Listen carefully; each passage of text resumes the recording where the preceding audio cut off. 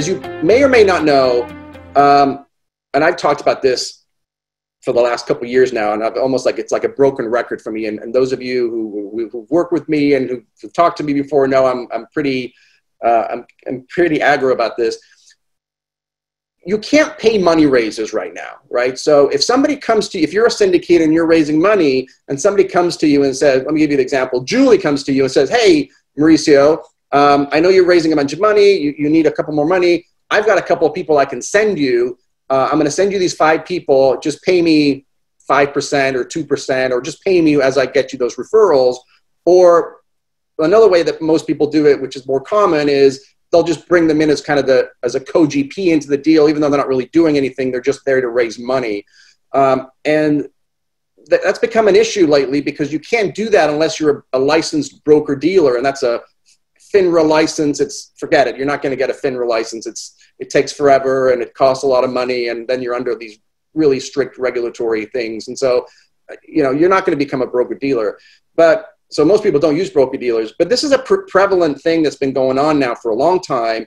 And over the last, I would say, 8 to 12 months, a lot of high-profile syndicators are starting to get, I want to say nailed, I'm going to say investigated, for lack of a better word, for the SEC. I've actually heard, just literally last week, I heard that one of the first ones that came out, some of the players there have been settling with the SEC, but those investigations are out there, and they're actually coming after even more people than the originals. And not surprisingly, they're mostly people who are more public, because obviously they want to kind of make examples. I mean, if you have a presence online, or you're out there marketing these things, and you have a podcast, or you have some kind of an audience, and obviously I always thought those are the people that were more risk. So there's this thing going on, but the challenge is you can't really hire a broker to raise money for you, because brokers don't get out of bed for less than 25, 50 million bucks. Like, they're not going to go help you raise $1 million, $2 million, $5 million. It just doesn't work. And so there's this gap. And there's a long-winded answer to say there's this gap. And out of nowhere, the SEC came out and said, we recognize this problem. We want to fix it. And they've come out with proposed rules that will allow you to pay people to raise money for you. So everything I've been talking about in my ebook that I have, and the videos I've done, hopefully that'll be updated here pretty soon to say, forget about that video I did a year ago or 2 years ago, or let me update my book. Let's go. So right now, the way it's working is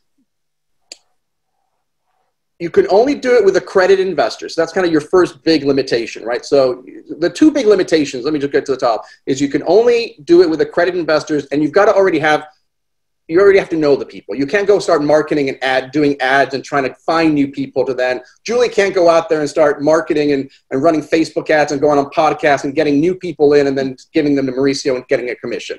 That's not going to work. She's going to have to already know these people. She's going to have, I presume it's going to be similar to having a pre-existing substantive relationship kind of standard. Again, we don't know, but that's my best guess. So here's a great example. Julie's putting together this group, and then she's got a group of maybe 60, 100 she knows well. She's met people, and then she's like, hey, Mauricio, so-and-so's got some money. They're looking to invest it. I know you've got a deal. Let me put you guys together, and if you can pay me a 5% commission or a 3% commission or whatever agreement we come up with, you're now going to be able to do that according to, as the SEC wants to do. You can actually get paid what we call transaction-based compensation.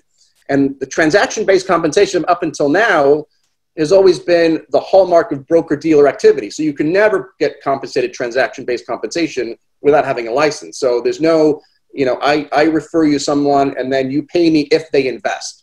There are some finder rules out there, some states, Texas being one of them, that say, look, if you get paid just for the introduction and you're not involved at all, right, but you just make an introduction and you get paid for that introduction, whether that person invests or not, there's kind of a fine line that you can walk. But under this rule, you will literally be able to take transaction-based compensation so long as it's accredited investors only, so long as you already have a relationship with them so you're not advertising, so long as it's written, you have to have a written agreement in place, and obviously you've got to, and these are obvious, and then you've got to obviously disclose that relationship. So if you make a if Julie makes a referral of an investor to me, the investor needs to know that I'm getting paid or I'm paying Julie for that referral. But it really is, groundbreaking if it comes through. And they actually acknowledged that this was an issue. It was at a gap, especially for, they call us the small issuers, which we are. I mean, even when we're raising, you know, 5 or 10 million bucks, we're still considered small. I mean, right? JP Morgan has a $26 billion fund. So we're kind of small in relation to all these people. So, but the SEC is starting to recognize that, that us small folks don't have really access to broker dealers, and we need this kind of help to raise capital. And so they've come out with this rule, which I think is interesting. So now.